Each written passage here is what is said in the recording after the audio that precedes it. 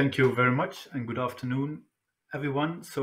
I could speak for an hour or so about the work we do on Better Internet for Kids and then also the wonderful network we coordinate with safe internet centers across Europe. But instead, I have 10 minutes and I will focus specifically on one of the issues we have been tackling over the last few years. And it follows nicely from the previous presentations we've had. So we'll talk a bit more about the SELMA project, which is a project we have been running with a number of European partners. And what might be useful to know for everyone in the audience is that actually we've also worked with the Polish Safe Internet Center to make these resources available in Polish. So I will give a bit of a teaser of some of the activities we have integrated. And then afterwards, you can definitely follow up and you will be able to use these materials yourself. What I will do is start with a quick definition of what online hate speech is. It's quite a complicated ask, but just to say that in our definition of online hate speech, we emphasize that it's about every form of expression, and this can include a variety of types of messages, and these can be disseminated through any possible form of digital media. So it can be websites, forums, blogs, emails, social media, games, and so forth. And it's typically targeting an individual or a group based on a number of protected characteristics. And that's a term you will often hear when you are talking about hate speech. So it is about relatively sensitive aspects such as race, ethnic origin, gender identity, sexual orientation, religious affiliation, and disability. And what is also important is that it is about an intention of inciting, spreading, or promoting hate or other forms of discrimination, or when the message can be reasonably understood as likely to produce that effect. So that's a very long definition, and we've provided a simplified version. But what then often happens, and I think that is really important also when you do education work with children, with young people, is that there's a lot of focus on how to define, how to identify online hate speech. And I've just shared for information a very nice Council of Europe visualization. So a lot of the discussion is about, is it illegal? Is it not illegal? Is it online hate speech? Is it cyberbullying? And then you have a number of examples and a number of differences. So when we talk about cyberbullying, I think we would always emphasize that it needs to be repetitive, it needs to be intentional, it needs to be about trying to hurt a person or a group, and there needs to be some kind of power imbalance.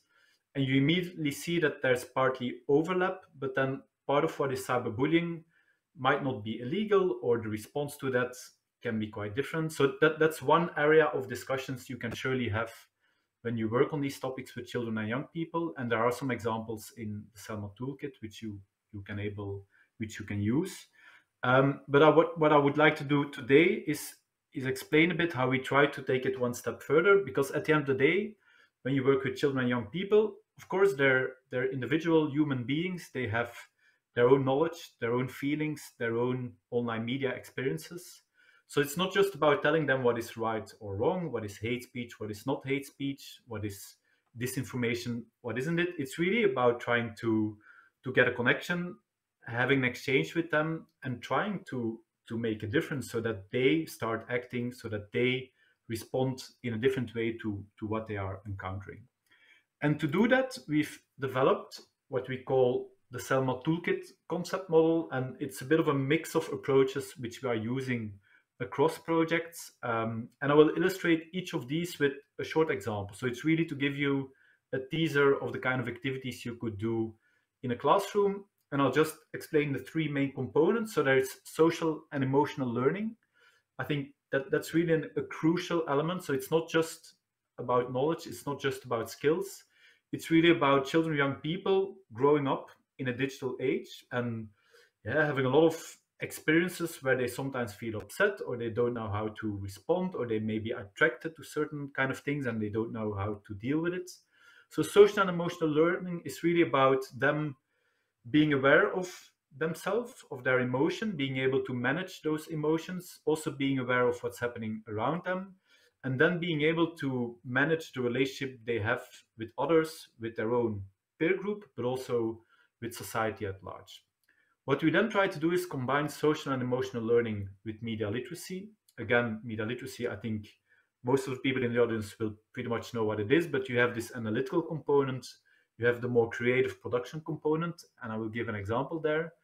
And then also what is important for us is this citizenship component, and it's really about not just teaching a lesson, but it's really about, okay, how is this relevant for my own life? How can I indeed act as a responsible citizen?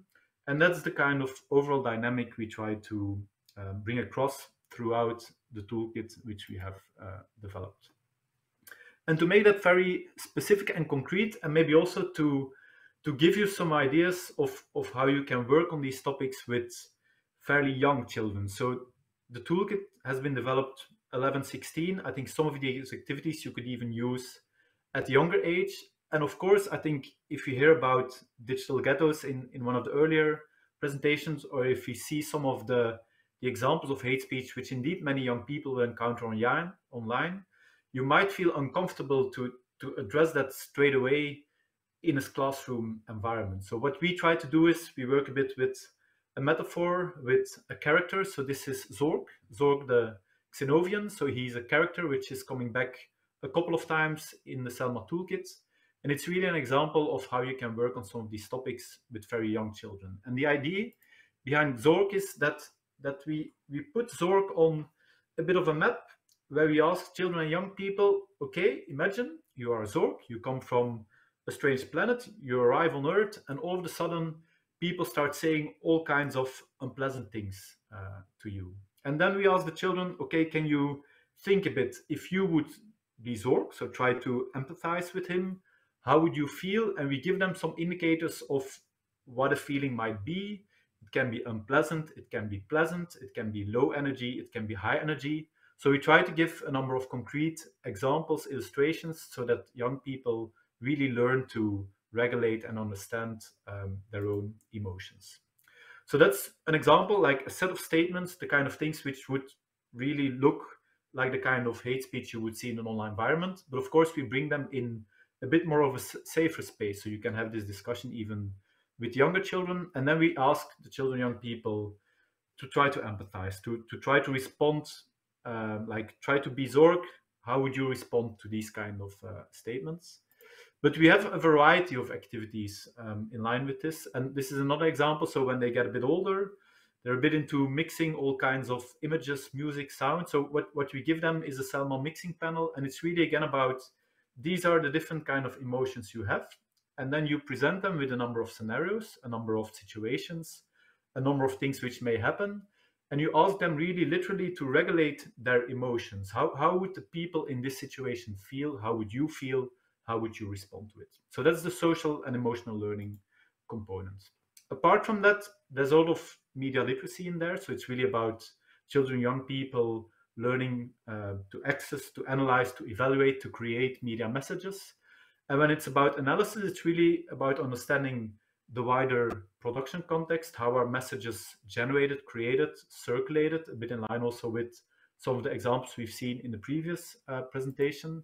And one very specific example, which you might know, so I think this is one example of a certain picture which was taken out of its context. So it's a child, it seems that the child is on his own, but actually if you would zoom out of the frame, you would see that there are parents, but this particular example was used within the context of the Russian-Ukrainian conflict and some of the migration flows, really as a clickbait mechanism, because people know, okay, it's very emotional, it will attract attention, people will click on it. So that was the main purpose of how it was framed. So it's really about having these activities where children, young people see examples of how this is happening in practice, and then they can start applying that in their own context. There's the analytical component, but there's also the more creative, productive component. And that's not just about creating media messages.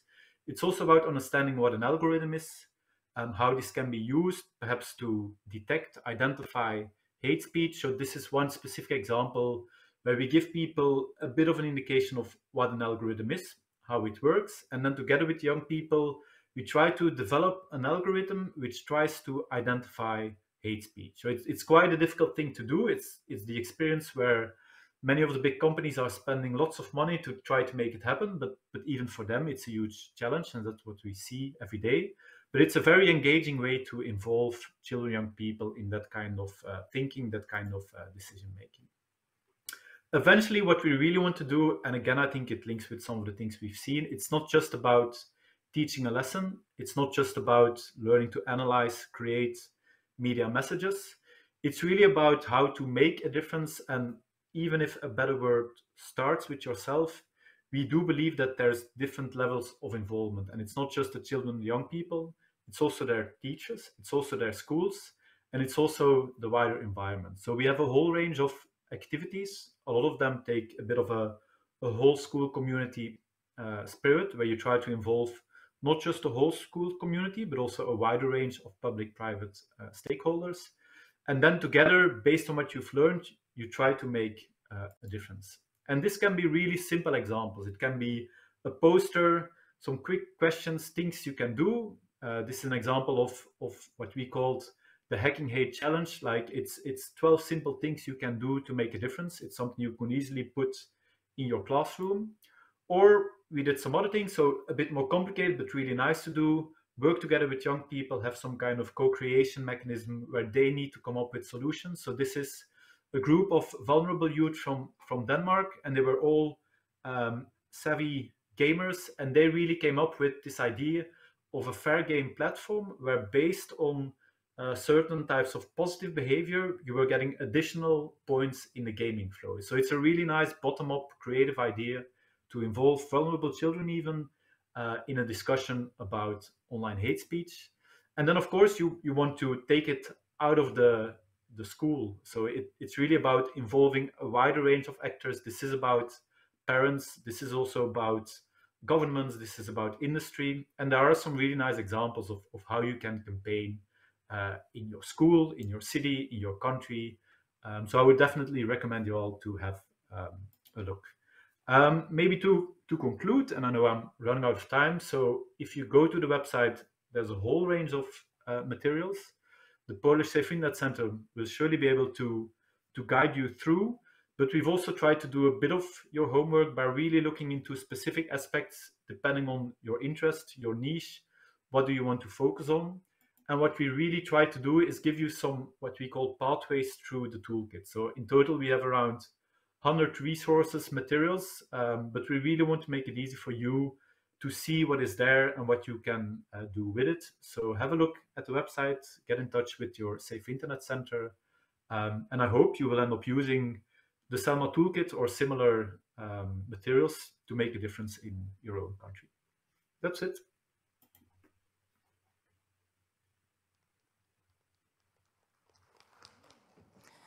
Bardzo dziękujemy. Thank you so much. I would like to make a reference to what was just said on our Safer Internet page and on our academia. You can find the pathways that were translated into Polish. Just use the tab projects. So I really do encourage you to take a look in there. Thank you very much, Doctor, for joining us today.